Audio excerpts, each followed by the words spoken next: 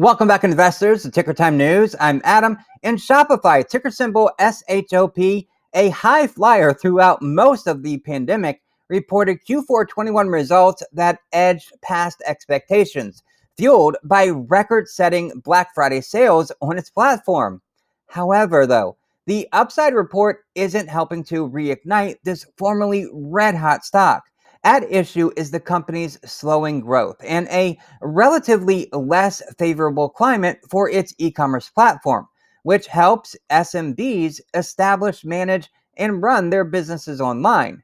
While sifting through all of the key metrics for Shopify, it's clear that business is still very healthy, just not at the booming levels seen in fiscal year 20 and 21. For instance, gross merchant volume, or GMV, increased by 31% to an astonishing $54.5 billion, exceeding analyst estimates. A highly successful Black Friday period significantly contributed to that GMV growth, as sales on Shopify's platform grew by 24% year over year to $6.3 billion.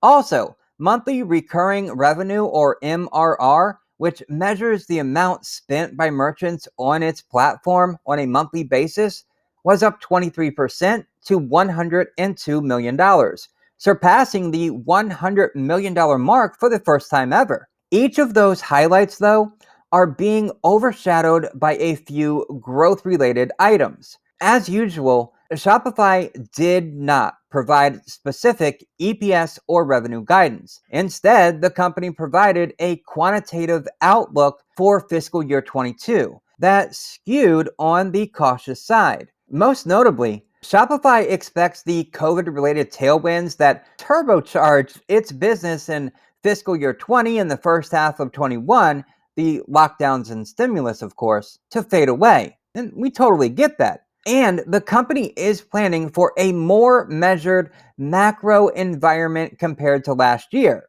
and I hope they are. The growth outlook for the first half of 22 is especially soft because Shopify will be lapping challenging year-over-year comparisons. In Q1 21, revenue surged by 110%, and in Q2 22, 57%.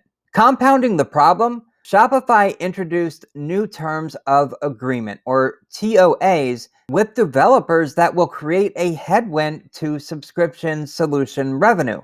Some of those headwinds include the elimination of its revenue share on partners' first $1 million of annual recurring revenue that reset on January 1st, the shift from gross to net revenue recognition for the sales. As subscription revenue growth slows and as Shopify launches new products, merchant solutions, which includes payment acceptance, shipping and fulfillment, securing working capital, will become an even bigger piece of the pie. This will have a negative effect on gross margins. Applying further pressure to the bottom line will be the company's steep investments in its order fulfillment business. For fiscal year 22, Shopify is forecasting capital expenditures of $200 million.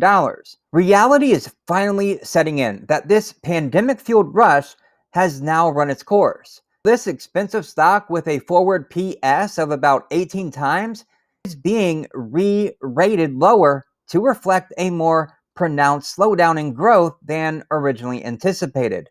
Well, that's what I think about Shopify right now, but I want to hear from you. What do you think about Shopify shifting to a more traditional e-commerce platform? Shopify be a target for Amazon or Walmart? And remember, your comments make these videos so much better. Smash that like button, share this video, and click the first link in the description to get our top 10 stocks list and so much more. We've done the research so you don't have to. And if it's your first time watching, click subscribe. Thank you, my friends, for doing that. And thank you so very much for watching. And I will see you in the next video.